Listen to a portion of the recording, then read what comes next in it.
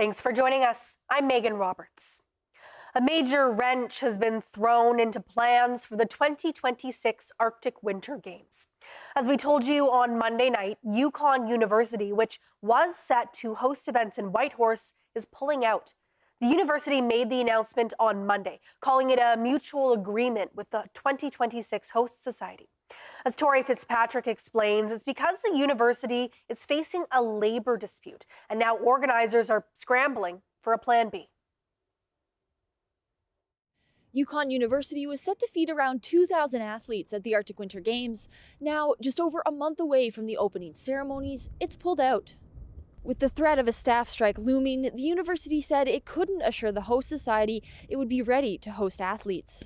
As early as or as late as yesterday morning, our lead negotiator for the university and the lead negotiator for the Public Service Alliance of Canada and our conciliator met, and we requested that the university and the union come together and sign an agreement where we would guarantee access for the athletes, for the cultural delegates, and all volunteers, regardless of their union affiliation, and we were told no.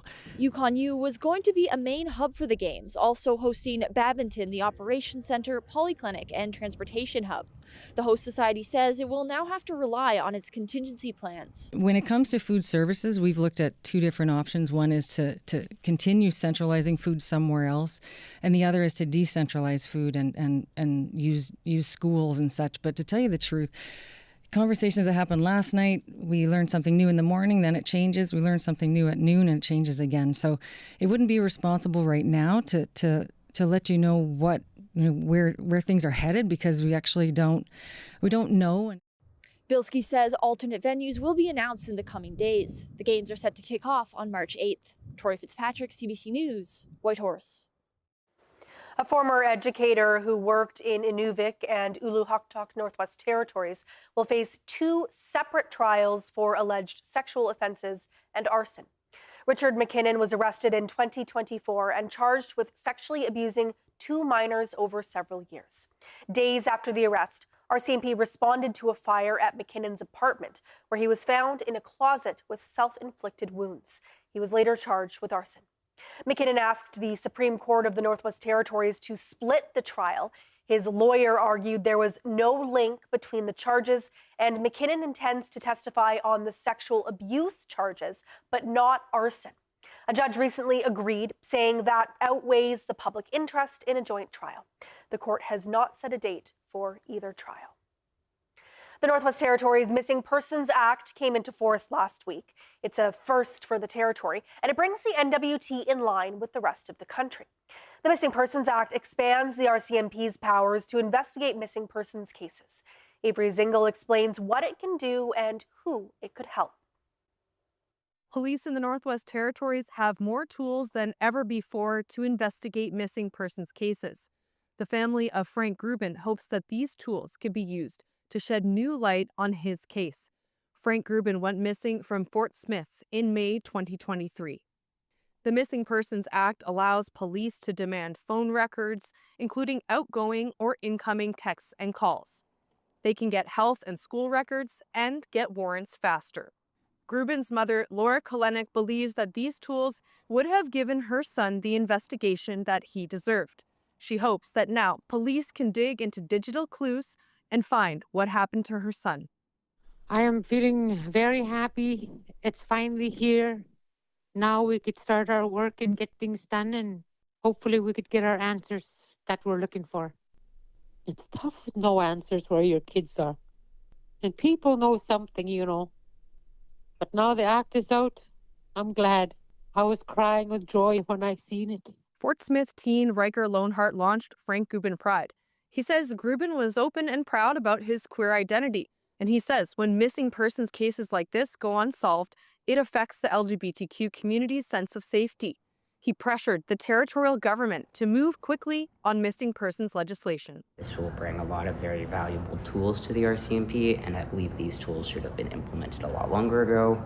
I'm very grateful that they're implemented now. It's just tricky because with digital records and stuff, they aren't kept forever.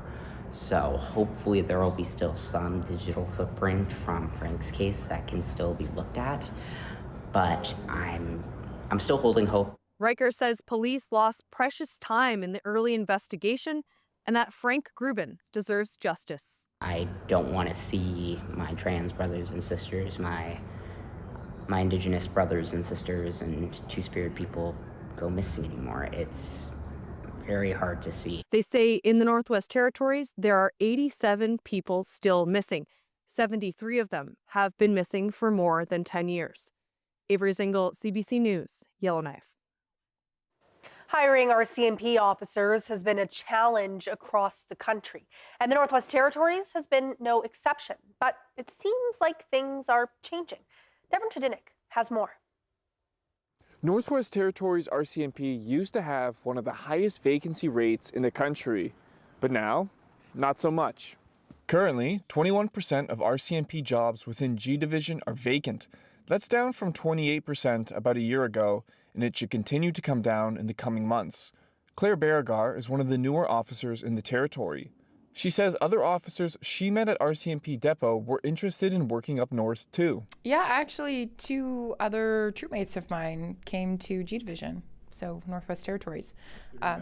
Yeah, and then I was very excited about my decision to come north, and when I got my posting, I was very vocal about my excitement. So I think that caught on with other troops, more junior troops as well. The territory is following a national trend in its police recruitment numbers. Since the beginning of this fiscal year, police have received 15,000 applications across Canada, and they're on track to exceed 20,000 for the second year in a row. Jane Whalen Armstrong is the MLA for Monfouille. She says she's noticed an increase in police presence in Betchico. Whalen Armstrong says that's especially important for the community because it sits right next to Highway 3, which stretches from Fort Providence to Yellowknife, and it's vulnerable to drug trafficking. Last year, RCMP made the largest drug bust in the territory's history on that highway. Doing major drug busts here and there in the Northwest Territories, and just letting sending a message to the drug dealers. People are watching. Northwest Territories RCMP Chief Superintendent Dyson Smith has been open about staffing challenges before, but one thing that prevails, he says, is the immediate experience new officers get in the North.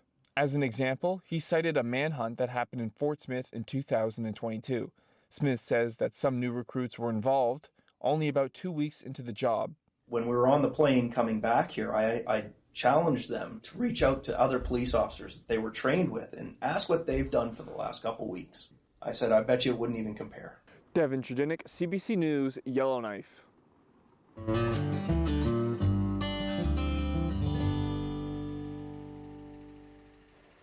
Yellowknife's only movie theater announced today that it's closing its doors. The Capitol Theater released a statement saying it will permanently close on March 31st. The lease is coming up on the downtown location, and they're not renewing. Management says the pandemic and the 2023 wildfire evacuation impacted its operations. The theater not only screened Hollywood movies, but it also hosted local film festivals and played independent movies. The statement thanked the theater's patrons for the last 20 years. The mayors of the 3 territorial capitals are considering signing a memorandum of understanding. It would create a framework for the cities of Whitehorse, Yellowknife, and Iqaluit to advocate together for federal government investments. The mayor of Whitehorse says the city is running an infrastructure shortfall, and the agreement could be one way of getting the federal government to help fix it. It was our discussion at the mayor's table, the 3 of us, where we talked about this opportunity to move forward as a group of 3 to Ottawa to have those discussions, to really put some pressure on Canada to say, hey, we need you to be at the table with us to help us with this particularly challenging set of options here that we're facing. The rest of Whitehorse City Council was mainly in favor of the proposal. Cameron says the plan is still in the early stages. Governor General Mary Simon was at a conference in Norway today to highlight Canada's commitment to Arctic cooperation. This trip will also bring her to Greenland to open a Canadian consulate, a move coming on the heels of sovereignty threats from the White House. Chris Brown reports from Greenland's capital. We're here in the waterfront of Nuuk in Greenland. This is the colonial harbor at low tide with lots of icebergs washing up on shore. This is set to be a huge week for Canada here. The country sending a large diplomatic delegation, including many senior VIPs such as the Governor General and the Foreign Minister, for the opening of a new Canadian consulate in Nuuk. Donald Trump's threats may no longer be front page news, but for people here, they're very present. There's a great deal of anxiety, a great deal of stress, because for many, this issue of the ownership of Greenland, potential American ownership of Greenland, remains unresolved. We heard from the country's foreign minister today speaking at a conference in Tromsø, Norway, about Arctic issues, just how concerned people are. What we have been going through have been intense and hectic, and there still are. While we are working hard to address and solve the issues that has put Greenland on the global agenda, it is important to acknowledge and appreciate the support and solidarity with us. Clear even for members of Greenland's parliament who we've been speaking to here. What is very obvious, though, is that there's a huge lack of trust with the United States, and people believe that this issue, again, could come flaring back to life, which is why they're welcoming the presence of a Canadian consulate here. They want to see more relations between not just the government of Canada and Greenland's government, but also people who live here and people who live in Canada's north. And that's what they're hoping, that the opening of this consulate will bring more discussions, more negotiations, and far fewer threats. Chris Brown, CBC News in Nuuk, Greenland.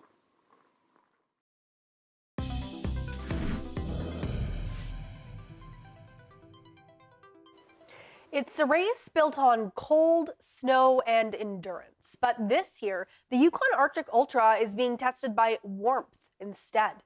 32 athletes set out by bike, skis, and on foot, only to face soft snow and punishing conditions. Several competitors have already dropped out. CBC was at the starting line on Sunday, catching up with athletes and organizers. The Yukon Arctic Ultra is a human-powered race, so our athletes are on foot. They use a fat bike or skis, and people come from all over the world to do it. I'm really waiting to get started. It's been a long time coming. I've wanted to come here for 20 years almost, and now I'm finally here, so can't wait to see the trails and see what the conditions are. I think all the athletes have in common in our event that they like the wilderness, they like to challenge themselves, they like the fact that here in the Yukon it's so remote. You really are experiencing something that is hard to experience somewhere else. I think those people are amazing, and I have a huge respect in front of them. And yeah, all those people who are doing the sport, it's like kind of, they are crazy, they are insane, and I love it. In all those years, the most memorable moments often are when people come back after a failure. You know, they tried it, didn't work, and some had to come 3, 4, 5 times to, in the end, then reach that finish line. 2 years ago, I almost finished, and then at 6 kilometers before the finish, I end up in the hospital, and now it is just a personal thing. People like ultra marathons, I think, because it grounds them. It's some time to deal with yourself, to think about what you have been doing for the last year or months or whatever, and just come back from this inspired and for your everyday life again, and look forward to being back home. I think it's the finishing. I mean, it's the knowing the pain that you've gone through to get to the finish line and the buzz that you get when you get there. Well, I'm just excited to be back. I've been doing this for more than 20 years, but it's always a big adventure also for me. And I'm just grateful that we're here and that we can be on First Nations land and enjoy the trails and enjoy an adventure. And the athletes are still in the midst of that adventure right now. Last year, only 6 of 46 racers reached the Yukon Arctic Ultra finish line. The Olympic Games are around the corner. Athletes and broadcasters alike are deep in preparation for the events, and that includes a pair of commentators who will be following some hockey games in Inuktitut. Caitlin Joannis has more. David Ningyungan and Puchuk Kusugak are both from Rankin Inlet, and they have been commentating hockey games for many years. They have commentated NHL games, the 2022 Olympic hockey matches, and basketball at the Canada Games. And they're back again for hockey in Italy. Not only Inuit watch our commentating, they are watched from all over, listening and watching us commentating the game in our own language. Ningyungan says that they started commentating hockey games only through radio, so Inuit could hear the matches in their language. He says they previously had peaks of more than 100,000 viewers, but their viewership is growing. Kusukov says he did not hesitate to take the offer when they were asked if they wanted to commentate the games this year. I agreed to it right away when they asked me, because I love it. Using our own language, and it's another way to teach others, and we never stop learning, too. And he says it makes it even better that a lot of people are listening to hockey in Inuktitut. Ningyungan says they have meetings before each game to talk about what terms they are going to use, and coverage has made them try some new things they never thought they would do to prepare for the show. We had to put makeup on for TV. We had a makeup artist last year, but we don't have one this year, so we had to put makeup on ourselves. And with all the preparations, Kusugak and Ningyungan are both excited to get started. Caitlin Jonas, CBC News, Iqaluit.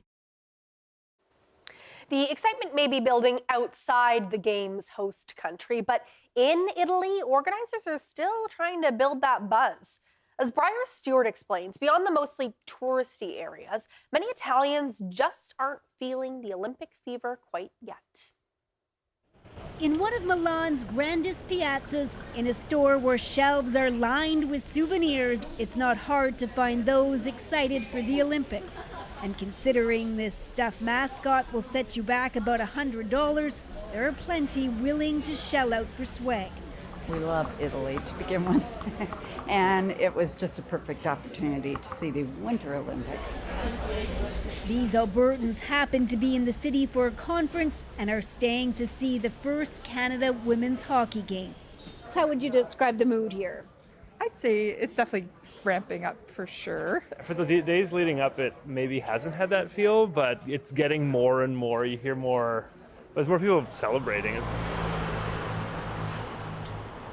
But beyond the most touristy areas, there are fewer signs of Olympic fever, and there aren't many chances for the public to soak in the atmosphere if they wanted to.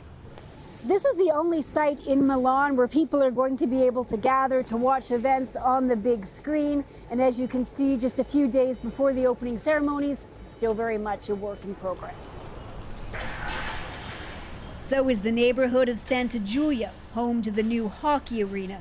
This area is part of a multi-year revitalization plan that was supposed to accelerate with the Olympics. So far, not much has changed. So do you think people in Milan are excited about the Olympics? Not so far, I have to say. We will see afterwards. This professor of urban planning says there's been a lot of debate about development in the city, which has some feeling ambivalent or even against the Games. But he says that also happened before Milan hosted the World Expo in 2015.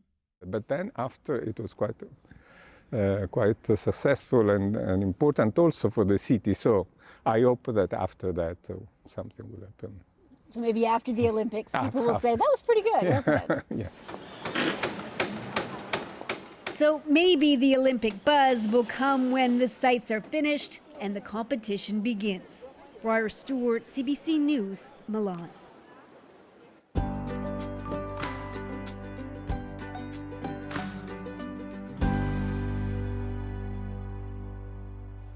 The cost of living keeps going up, and that has a lot of people looking for ways to save. One way that could make a difference is whether you pay by cash or credit. Emma Weller explains.